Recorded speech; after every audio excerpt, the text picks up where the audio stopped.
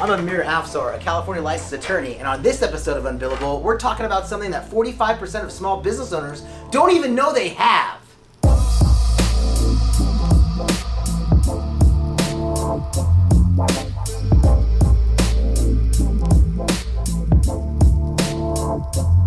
I'm glad I was in a humid environment. I'm glad to be back into dry heat, but when you get up into the 117s, which is where we're talking about right now, I think 120 is the heat advisory for this week. Yeah, that's pretty hot. That's hot by anyone's standards.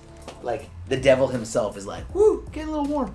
Anyways, so we have to talk about something because, to be honest, I didn't realize that the vast majority of my clients don't know anything about business credit. And I mean, I came across some crazy statistic that 72% of business owners don't even know where they can find out information about business credit. So I think this is a great topic for us to dive into. Maybe you don't know about business credit, and if you don't, hopefully you'll learn something here today.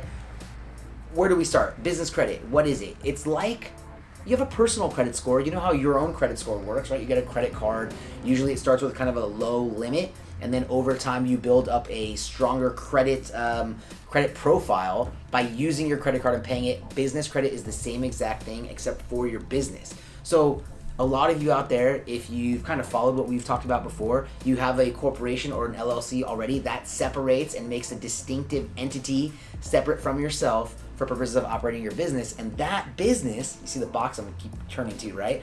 That business has its own credit score. So what is business credit? It's the credit score of your business, separate and distinct from yourself. Maybe you haven't paid your own bills on time, so your credit score is low or hurting or under attack.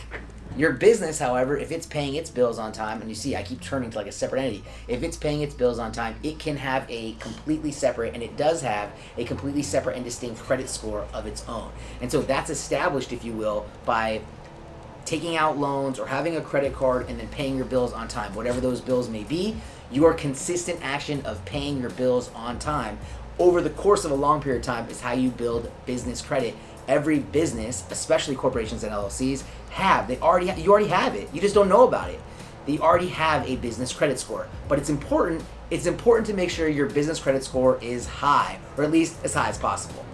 Now that we've talked about what business credit is, let's talk about where it comes from. There are companies that provide you a credit score. Much like your personal credit score is given by companies, your business credit score is calculated by companies. Again, they use your behavior to provide you a score. Dun & Bradstreet, Equifax are just a couple of the companies that often use a 0 to 100 scale to determine what your business credit score is. If you can keep your business credit score kind of above 80, that would be the goal. So why do you want that high business credit score? You want it because it's going to help you with loan terms, right? If you need to get a loan, you're going to get potentially a better interest rate or a better timing for repayment of the loan because you have a strong credit score. This is very similar to how a strong personal credit score can get you better, a home mortgage, for example, terms. So a business credit score that is high will produce a better result when it comes time to get a loan. It could also impact your insurance premiums. If you have a high credit score, there's a potential that an insurance company will charge you less for your insurance. Again, the high credit score is going to save you money by giving you a better interest rate on a loan and by giving you lower premiums on your insurance. So it's always a good thing to have a high credit score, which kind of means